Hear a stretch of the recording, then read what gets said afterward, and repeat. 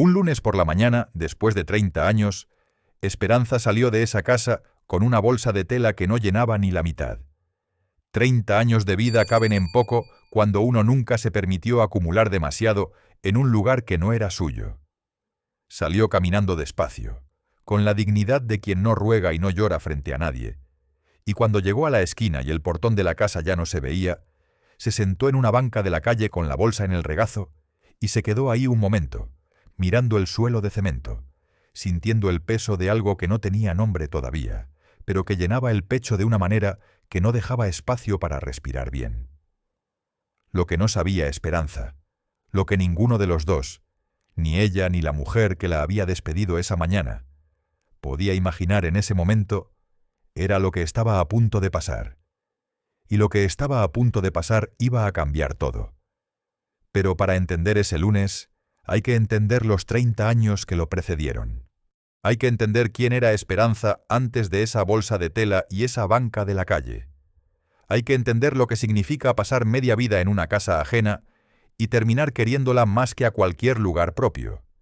Esperanza tenía 25 años cuando llegó a trabajar a esa casa.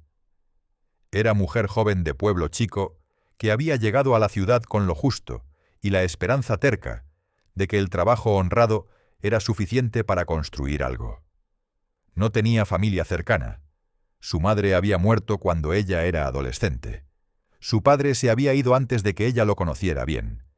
Y los pocos parientes que quedaban vivían tan lejos y tan ocupados en sus propias dificultades que la distancia entre ellos era de más que kilómetros. La casa donde llegó a trabajar era grande, de las que tienen corredor con plantas y cuarto de servicio al fondo, y una cocina que siempre huele a algo, porque en esas casas siempre se está cocinando algo. La señora se llamaba Patricia, el señor, Héctor. Y los niños, los 3 niños que iban a cambiar la vida de Esperanza, sin que ninguno de los 4 lo supiera todavía, eran Andrés de 2 años, Camila de recién nacida, y Sebastián que llegaría 3 años después.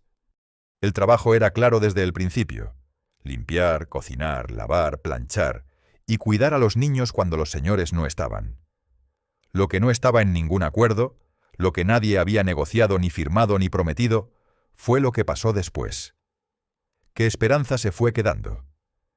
No solo en la casa, eso era el trabajo y era lo esperado, sino en la vida de esos niños, de una manera que fue creciendo despacio, sin que nadie la planeara, sin que nadie la pidiera, de la manera en que crecen las cosas que tienen raíz de verdad. Andrés fue el primero en encariñarse.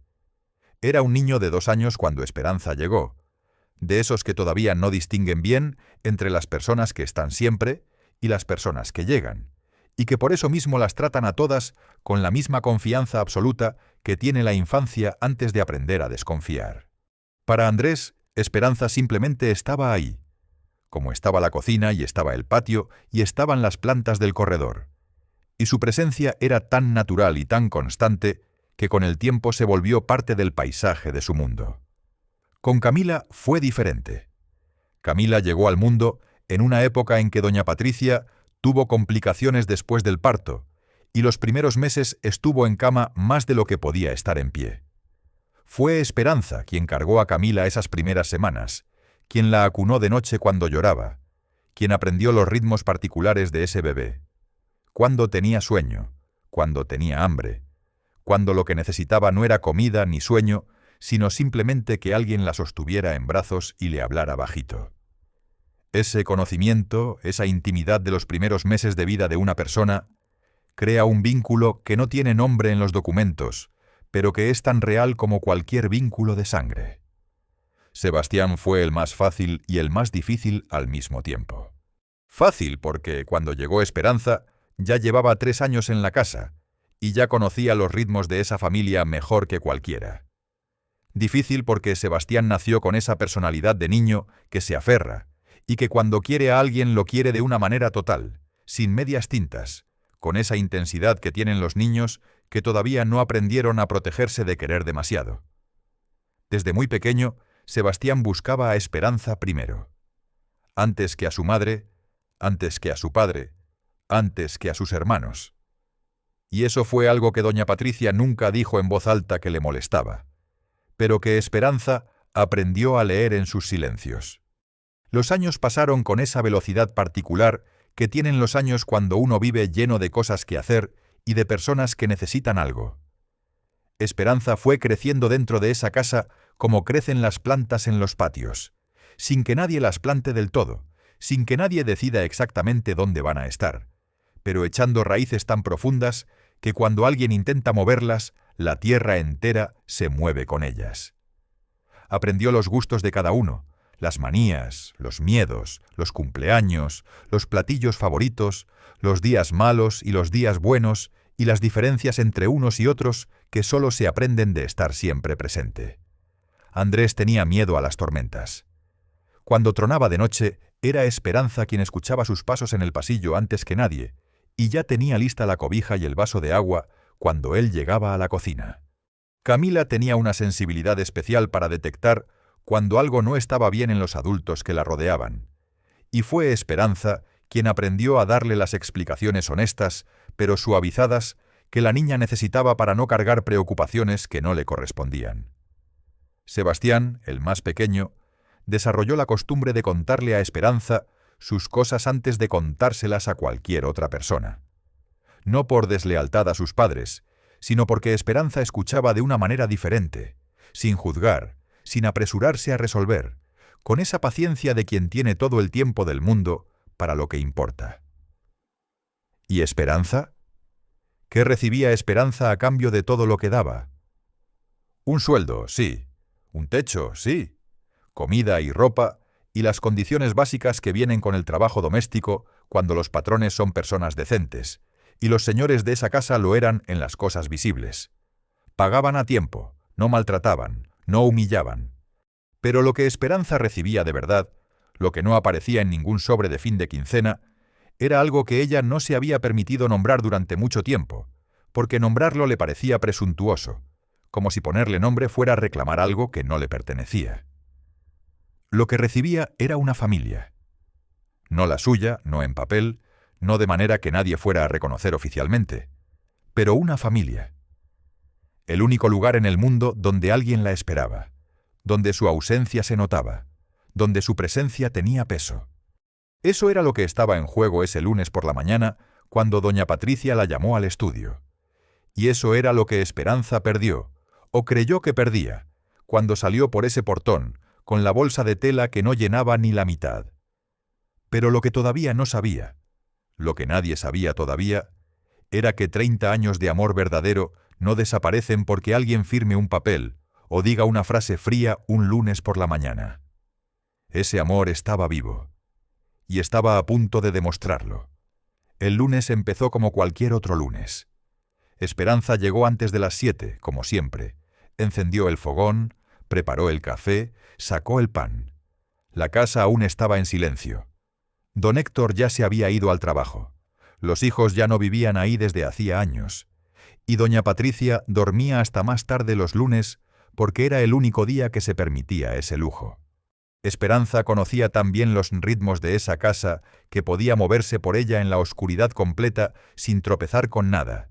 Sabía exactamente a qué hora crujía el tercer escalón cuando alguien bajaba. Sabía qué llave había que apretar un poco de más para que el grifo de la cocina no goteara. Doña Patricia bajó alrededor de las 9. Esperanza le tenía el café listo, como siempre, en la taza de la mañana, que era diferente a la taza de visitas y a la taza del desayuno con don Héctor. Esos detalles que solo sabe quien ha estado siempre. Doña Patricia tomó el café de pie junto a la ventana, mirando hacia afuera sin decir nada. Eso no era inusual. Había mañanas en que la señora no tenía ganas de hablar, y Esperanza lo respetaba sin preguntar. Había aprendido hace mucho que el silencio de esa mujer tenía colores diferentes y que no todos pedían lo mismo. Pero ese silencio era diferente. Esperanza lo supo antes de que doña Patricia abriera la boca. Lo supo de esa manera en que uno sabe las cosas cuando ha vivido cerca de alguien durante 30 años. No con la cabeza, sino con algo más antiguo que la cabeza. Algo que detecta la tensión en un cuerpo. La manera en que los hombros se sostienen diferente cuando alguien está cargando una decisión difícil. Esperanza, necesito hablar contigo. Esa frase. con esa voz, en ese tono que no era el tono de las conversaciones normales.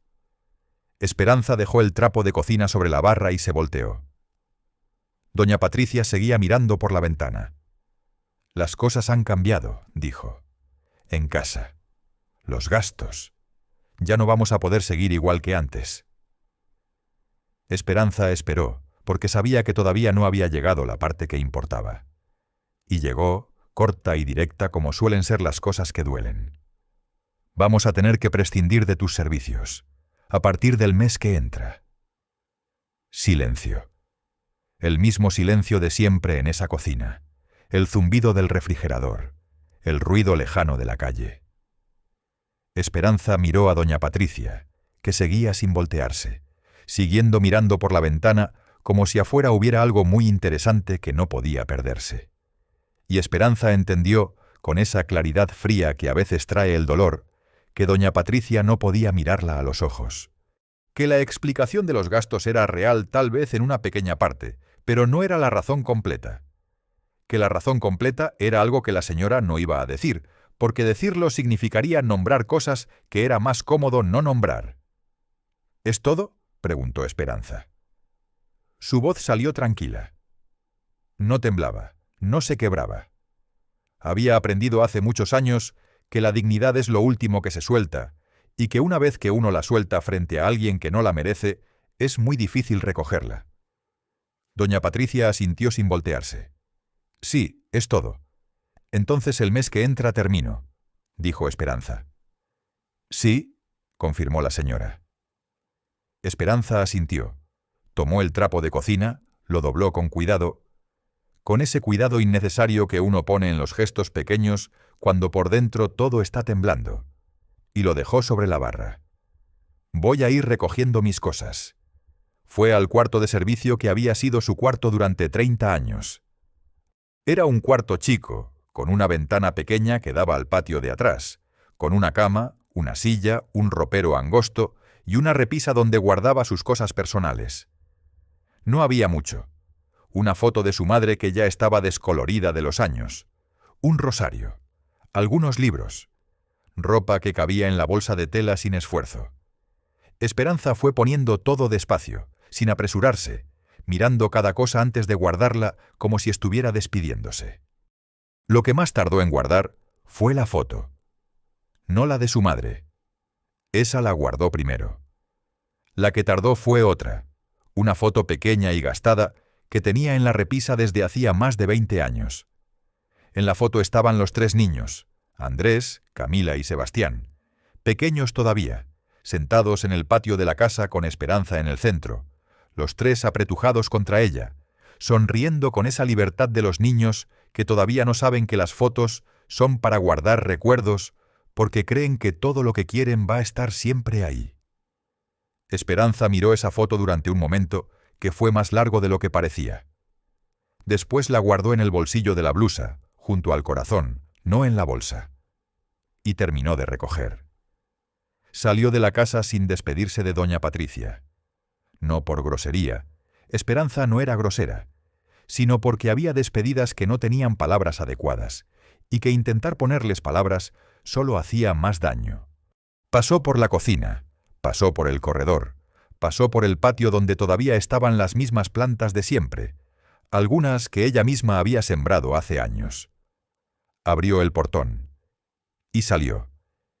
Y fue ahí, sentada en esa banca de la calle, con la bolsa de tela en el regazo y la foto en el bolsillo de la blusa, donde Esperanza se permitió por primera vez en ese día sentir lo que estaba sintiendo. No lloró. O sí lloró, pero por dentro, de esa manera en que lloran las personas que aprendieron hace mucho que el mundo no necesita ver su dolor para que el dolor sea real. Pensó en los 3. En Andrés, que era un bebé de 2 años cuando ella llegó y que ahora tenía 32.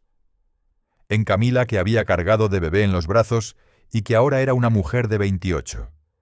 En Sebastián, el más chiquito, el que la buscaba primero, el que le contaba todo antes que a nadie, que ya tenía 24 años y vivía en otra ciudad estudiando. Pensó en si iban a saber lo que había pasado. Pensó en si iba a importarles. Y después se levantó de la banca porque sentarse a pensar en lo que ya no podía cambiarse no era algo que Esperanza supiera hacer por mucho tiempo. Y caminó. Porque caminar hacia adelante era lo único que sabía hacer cuando todo lo demás se cerraba. Andrés se enteró ese mismo lunes por la noche. Su madre lo llamó para contarle, con esa manera suya, de contar las cosas incómodas que consistía en decirlas entre otras cosas más neutrales, como si el contexto pudiera amortiguar el impacto. Le dijo que habían tomado la decisión de prescindir de los servicios de Esperanza, que las cosas en casa estaban cambiando, que era lo mejor para todos. Andrés escuchó en silencio todo lo que su madre dijo. Después, cuando ella terminó, hubo una pausa. Y Andrés preguntó con una voz que su madre no le conocía. Una voz plana, sin el tono amable que él normalmente usaba para no generar conflictos. ¿Cuándo le dijiste? «Esta mañana», respondió doña Patricia. «¿Y ya se fue?» «Sí», dijo la señora. «Hoy mismo recogió sus cosas». Lo que pasó en el interior de Andrés en ese momento era difícil de describir con precisión porque él mismo lo procesó despacio, como se procesan las cosas que uno no esperaba necesitar procesar. No era solo sorpresa. Era algo que tenía que ver con una injusticia que de pronto era tan visible y tan concreta que resultaba imposible ignorarla. 30 años. Esperanza había estado en esa casa 30 años. Había estado cuando él tenía 2 años y no recordaba nada todavía. Había estado cuando él creció, cuando se fue a estudiar, cuando volvía de visita. Había estado en todos los cumpleaños, en todas las enfermedades, en todas las despedidas y en todos los regresos. Y se la habían dicho un lunes por la mañana, sin previo aviso, y para el mediodía ya no estaba. 30 años de una persona despachados en una conversación de 10 minutos. Llamó a Camila inmediatamente después. Camila ya sabía. Su madre la había llamado a ella primero, quizás esperando más comprensión de su hija que de su hijo. Pero la comprensión que encontró en Camila tampoco fue la que esperaba. Camila estaba callada cuando Andrés la llamó, de ese silencio que precede a las palabras que han estado buscando cómo salir. Le dijo que había intentado llamar a Esperanza, pero que el número que tenía ya no daba línea. Que había intentado ubicarla por otras vías, pero que Esperanza no tenía redes sociales ni manera fácil de ser encontrada. Que estaba asustada. «Andrés», dijo Camila, con una voz que a él le recordó a cuando era niña y tenía miedo de algo que no sabía nombrar, «¿a dónde va a ir?» Andrés no respondió de inmediato, porque la pregunta le cayó encima con un peso que no había considerado del todo. ¿A dónde iba a ir Esperanza?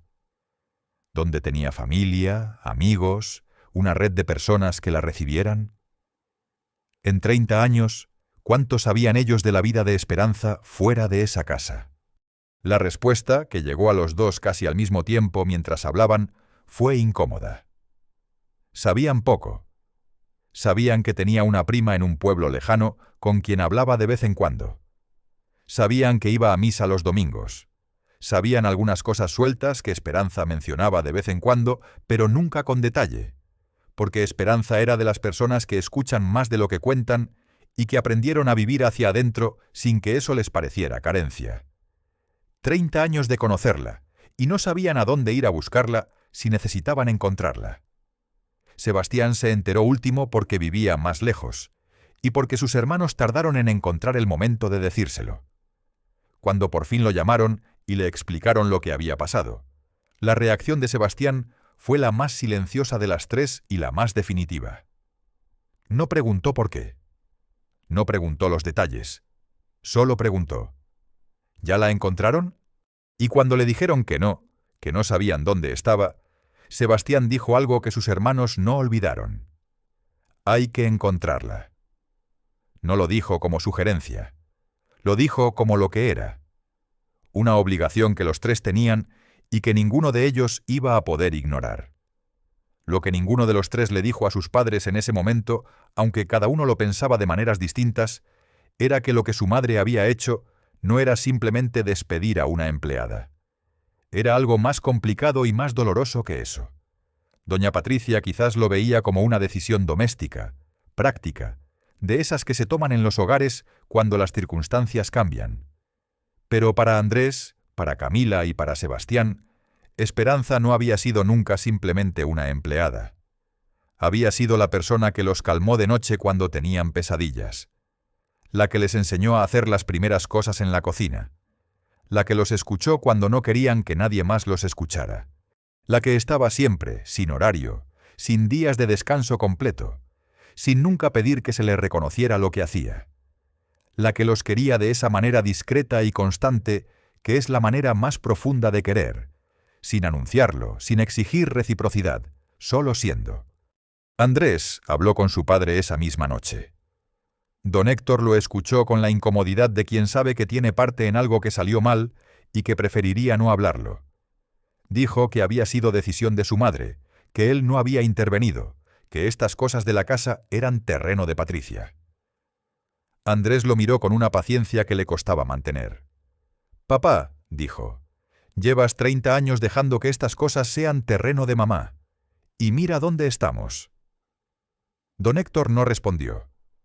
Pero algo en su cara, en esa manera que tienen los padres de cierta edad de recibir las verdades de sus hijos, con una mezcla de orgullo y vergüenza, le dijo a Andrés que las palabras habían llegado. Encontraron a Esperanza 3 días después. Fue Camila quien la localizó a través de la prima del pueblo lejano, que sí tenía teléfono, y que cuando Camila la llamó preguntando por Esperanza, respondió con una voz que mezclaba sorpresa y algo de alivio. «Sí, está aquí. Llegó el martes. Está bien, pero está muy callada». Camila llamó a sus hermanos de inmediato, y los 3 tomaron una decisión sin necesitar discutirla demasiado, porque había cosas que son tan claras que la discusión es un lujo innecesario. Iban a verla. Los 3. Juntos. El pueblo donde vivía la prima de Esperanza estaba a 4 horas de camino. Andrés manejó. Camila iba en el asiento del copiloto con el teléfono en la mano, pero sin mirarlo. Sebastián iba atrás en silencio, mirando por la ventana el paisaje que iba cambiando de ciudad a campo, de asfalto a tierra, de edificios a árboles. Ninguno habló mucho durante el camino. Había cosas que estaban pensando, pero que no necesitaban decirse todavía, que esperarían a que Esperanza estuviera frente a ellos para poder decirse de la manera correcta. La casa de la prima era pequeña y ordenada, con un jardín chico en la entrada donde había macetas de colores y una higuera que daba sombra a media banqueta. La prima los recibió con una mezcla de curiosidad y cautela. Eran los hijos de la señora que había despedido a Esperanza, y aunque las intenciones que traían eran claras en sus caras, la desconfianza era comprensible. Los hizo pasar, los sentó en la sala, fue a buscar a Esperanza. Esperanza apareció en la puerta de la sala y se detuvo al verlos. Andrés, Camila, Sebastián, los 3, juntos, en ese cuarto pequeño con las macetas afuera y la higuera dando sombra. Llevaba ropa sencilla, el cabello recogido como siempre, las manos juntas frente a ella, con ese gesto que tenía cuando no sabía exactamente qué hacer con ellas. Estaba bien en apariencia, de pie, serena, sin señales visibles de derrumbe. Pero había algo en sus ojos, una especie de guardia que no estaba antes, como de quien aprendió en los últimos días a esperar menos de lo que esperaba antes. Sebastián fue el primero en moverse. Se levantó del sillón, cruzó la sala y la abrazó sin decir nada primero, con esa manera suya de ir directo a lo que importaba sin preámbulos. Esperanza recibió el abrazo con los brazos que tardaron un segundo en responder. Ese segundo en que el cuerpo procesa si puede creer lo que está sintiendo. Y después lo abrazó de vuelta con una fuerza que decía más de lo que cualquier palabra habría podido decir. Se sentaron todos. La prima trajo café y tuvo la delicadeza de irse a otra parte de la casa para dejarlos solos. Y entonces Andrés habló. No con discurso preparado, no con las palabras perfectas que había estado ensayando en el camino y que de todas formas se olvidaron en cuanto tuvo a Esperanza enfrente. Habló como se habla cuando uno tiene algo verdadero que decir y ya no hay tiempo ni ganas de adornarlo. Le dijo que lo que había pasado estaba mal, que no debería haber pasado así, que 30 años de lo que ella había dado no merecían un lunes por la mañana y una conversación de espaldas. Le dijo que lo sentía. No en nombre de su madre. Eso no era suyo para decirlo. En su nombre. En el nombre de los años en que él había recibido todo lo que ella daba sin decirle suficiente veces lo que significaba. Camila habló después. Y lo que Camila dijo fue lo que Esperanza no había escuchado nunca en 30 años. No porque nadie lo sintiera, sino porque en esas casas hay cosas que se sienten y no se dicen, que se dan por entendidas, que se asumen, y que el día que por fin se dicen en voz alta, tienen un peso que llena el cuarto entero. Camila le dijo que la quería. Así, directo, sin metáfora. Le dijo que la quería como se quiere a alguien que estuvo siempre, que nunca falló, que nunca se fue aunque nadie se lo impidiera. Le dijo que había noches, de adulta, en que cuando algo estaba mal, lo primero que pensaba era en contárselo a ella antes que a cualquier otra persona, y que eso no era poca cosa, que eso era lo más grande que podía decirle sobre el lugar que ocupaba en su vida. Sebastián habló último y más corto. Sebastián siempre había sido el de pocas palabras cuando las palabras importaban de verdad. Solo le dijo esto: «Tú eres la persona que más me conoce en el mundo.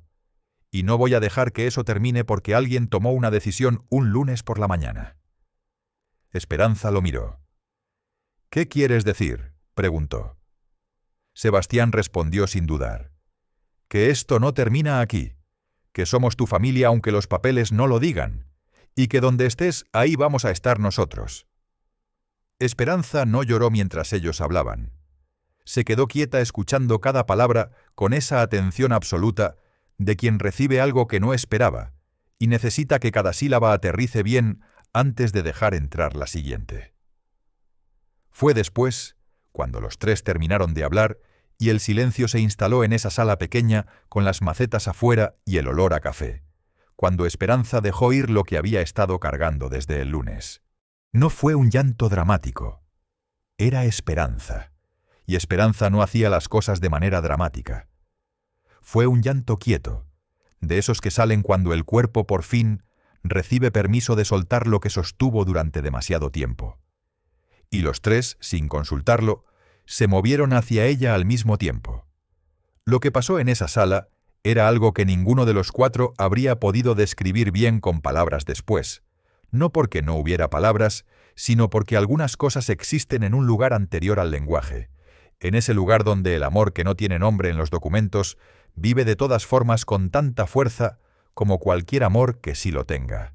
4 personas que se habían querido durante 30 años sin que nadie se los pidiera, sin que nadie se los impusiera, sin más razón que la de haber estado juntos en los momentos que forman a las personas, estaban sentadas en una sala chica de pueblo, reconociendo en voz alta lo que siempre habían sabido en silencio. Esperanza no volvió a trabajar para esa familia. Eso hay que decirlo con claridad porque sería deshonesto omitirlo. Doña Patricia y ella no tuvieron una reconciliación dramática. No hubo una disculpa que borrara lo que había pasado. No hubo un final donde todo quedó resuelto y sin costuras. La vida no funciona siempre así, y esta historia no iba a mentir al respecto. Lo que sí hubo fue algo más duradero y más real que una reconciliación de conveniencia. Hubo 3 personas que decidieron que el vínculo que habían construido con Esperanza durante 30 años no dependía de que ella siguiera trabajando en esa casa para ser válido. Que ese vínculo era suyo, de los 4, y que ninguna decisión tomada un lunes por la mañana podía deshacerlo. Andrés la llamaba los domingos, siempre, sin falta. Camila la visitaba cuando podía y cuando no podía mandaba mensajes que Esperanza respondía con esa letra suya apretada que había aprendido de adulta porque de niña no había tenido mucha oportunidad de ir a la escuela. Sebastián, que terminó sus estudios y volvió a vivir cerca, iba a verla cada 2 semanas, y a veces se quedaba a comer, y a veces solo pasaba un rato, y los dos se sentaban a platicar de nada importante, y de todo lo que importa, que es como mejor se pasa el tiempo con las personas que uno de verdad quiere. Hay amores que el mundo no sabe cómo llamar. No son el amor de pareja, no son el amor de familia en el sentido que los documentos reconocen, no tienen una categoría clara en ningún formulario ni en ningún registro. Son amores que nacen de la presentante, del cuidado cotidiano, de estar ahí cuando hace falta y también cuando no hace falta, de conocer a alguien en los detalles pequeños que son los que de verdad forman a una persona.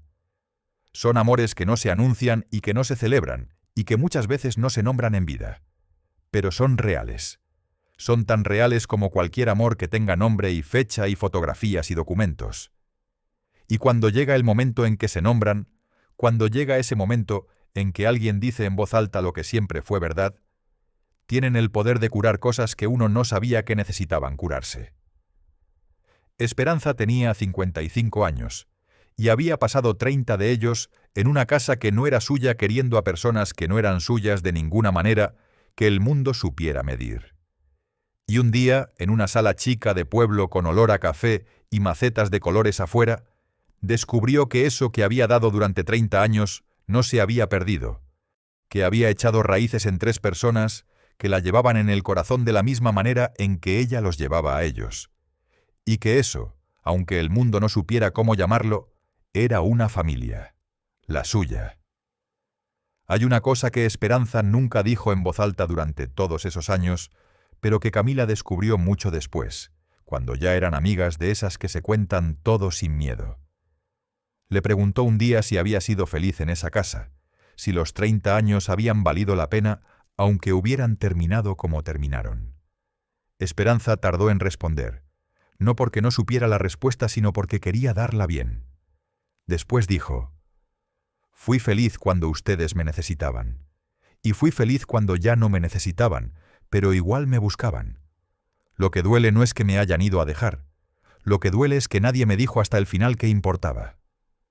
Camila la miró. «Y tú siempre importaste», le dijo. «Siempre». Esperanza asintió despacio. «Lo sé ahora», dijo. «Y con eso es suficiente». Don Héctor fue a buscar a Esperanza semanas después, solo, sin decírselo a su esposa. Fue al pueblo. Encontró la casa de la prima. Tocó la puerta con el sombrero en las manos como hacen los hombres cuando saben que van a pedir algo que cuesta.